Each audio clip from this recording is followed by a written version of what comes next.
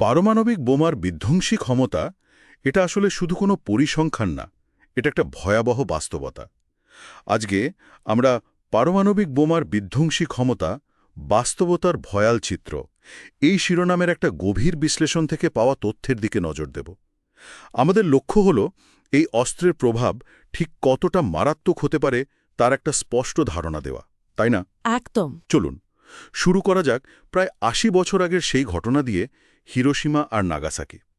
মাত্র দুটো বোমা, আর তাতেই ২ লক্ষাধিক মানুষের মৃত্যু।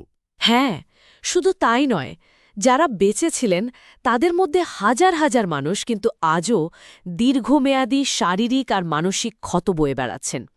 দেখুন, ইতিহাসে মাত্র দুবার ব্যবহার হয়েছে ঠিকই, কিন্তু এর ভয়াবহতা তো কমেনি। বিশেষ করে যখন আমরা জানি যে পৃথিবীতে এখনও প্রায় ১২,০০০-এরও বেশি পারমাণবিক ওয়ারহেড মজুদ আছে। ১২,০০০? হ্যাঁ। এটা আসলেই খুব উদ্বেগের বিষয়। তো এর সম্ভাব্য ব্যবহারের ঝুঁকিটা কিন্তু থেকেই যাচ্ছে। আচ্ছা, এই বিশ্লেষণে একটা 1 মেগাটন বোমার কথা বলা হয়েছে, মানে যেটা হিরোশিমার বোমার চেয়ে প্রায় ৮০ গুণ বেশি শক্তিশালী। যদি এমন কিছু বিস্ফোরিত হয়, তাহলে ঠিক কি হতে পারে? শুরুতে তো তীব্র তাপ আর আলো। হ্যাঁ, প্রচণ্ড তাপ আর আলোর ঝলকানি। বলা হচ্ছে বিস্ফোরণ কেন্দ্র থেকে প্রায় ২০ কিলোমিটার দূরে থাকা মানুষেরও নাকি চোখ ধাঁধিয়ে যেতে পারে। দিনের বেলায়? দিনের বেলাতেই ২০ কিলোমিটার। আর রাতে হলে তো সেটা প্রায় ৮৫ কিলোমিটার দূর থেকেও দেখা যেতে পারে। ও বিশ্বাস্য। আর ওই যে চামড়া পুড়ে যাওয়ার ব্যাপারটা? হ্যাঁ, প্রায় ৮ কিলোমিটার ব্যাসার্ধের মধ্যে 3rd ডিগ্রি বার্ন হতে পারে, মানে চামড়া একদম গলে যাওয়ার মতো অবস্থা। যদিও এটা কিছুটা নির্ভর করে আবহাওয়ার ওপর বা কে কী রঙের পোশাক পরে আছে তার ওপরও। কিন্তু ৮ কিলোমিটার পর্যন্ত চামড়া গলে যেতে পারে, ভাবা যায় না। ঠিক। কিন্তু আমার কাছে সবচেয়ে ভয়ানক মনে হয়েছে কেন্দ্রের তাপমাত্রাটা, প্রায় ১০ কোটি ডিগ্রি সেলসিয়াস। হ্যাঁ, ওটা তো সূর্যের কেন্দ্রের চেয়েও প্রায় ৫ গুণ বেশি। সূর্যের কেন্দ্রের চেয়েও বেশি? এই তাপমাত্রায় যে কোনো জৈব বস্তু, মানুষ তো বটেই, প্রায় মুহূর্তে বাষ্পীভূত হয়ে যেতে পারে, কার্বনে পরিণত হতে পারে। ভয়ঙ্কর। আচ্ছা, এই তাপ আর আলোর পর আসে তো ব্লাস্ট ওয়েভ, মানে বিস্ফোরণের ধাক্কাটা। ঠিক তাই, ব্লাস্ট ওয়েভ। বাতাসের এই আকস্মিক চাপটা এত প্রচণ্ড হয় যে প্রায় ৬ কিলোমিটার এলাকার ভেতরে থাকা প্রায় সব ভবন, শক্তপোক্ত বিল্ডিংও ভেঙে পড়তে পারে। ৬ কিলোমিটারের মধ্যে সব শেষ? হ্যাঁ, আর বাতাসের গতিবেগ তখন হতে পারে ঘণ্টায় প্রায় ২৫৫ কিলোমিটার, মানে একটা ক্যাটেগরি 5 হারিকেনের চেয়েও বেশি শক্তিশালী বাতাস। ভাবা যায় না। আচ্ছা, কেউ যদি এই প্রাথমিক ধাক্কাগুলো, মানে তাপ আর ব্লাস্ট ওয়েভ, এগুলো থেকেও ভাগ্যক্রমে বেঁচে যায়, তারপর বিপদ কি শেষ? না না, একেবারেই না। তখনই আসলে শুরু হয় আরেকটা বিপদ, যেটা আরও দীর্ঘস্থায়ী আর হয়তো বেশি কপট। সেটা হলো তেজস্ক্রিয়তা, বিশেষ করে যদি বোমাটা ভূমিতে বা খুব কাছাকাছি ফাটে, যেটাকে গ্রাউন্ড বার্স্ট বলে। হিরোশিমা বা নাগাসাকিতে কিন্তু এটা হয়নি, ওগুলো ছিল এয়ার বার্স্ট। ওহ আচ্ছা, গ্রাউন্ড বার্স্ট হলে কি হয়?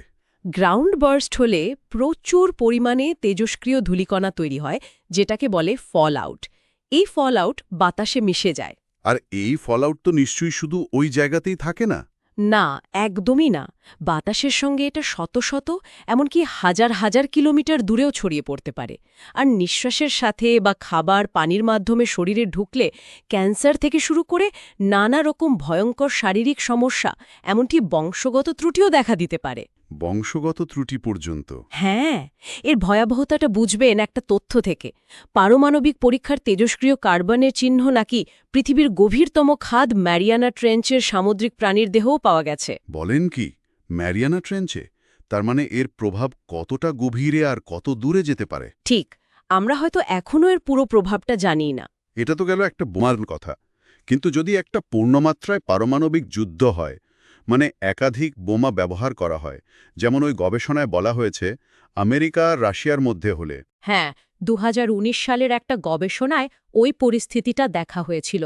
সেক্ষেত্রে পৃথিবী একটা দীর্ঘস্থায়ী নিউক্লিয়ার উইন্টার বা পারমাণবিক শীতের কবলে পড়তে পারে।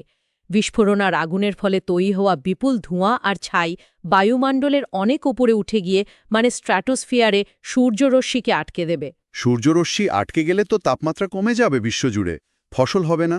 একদম, বিশ্বজুড়ে তাপমাত্রা মারাত্মকভাবে কমে যাবে, কৃষিকাজ প্রায় অসম্ভব হয়ে পড়বে, ভয়াবহ খাদ্য সংকট আর দুর্ভিক্ষ দেখা দেবে।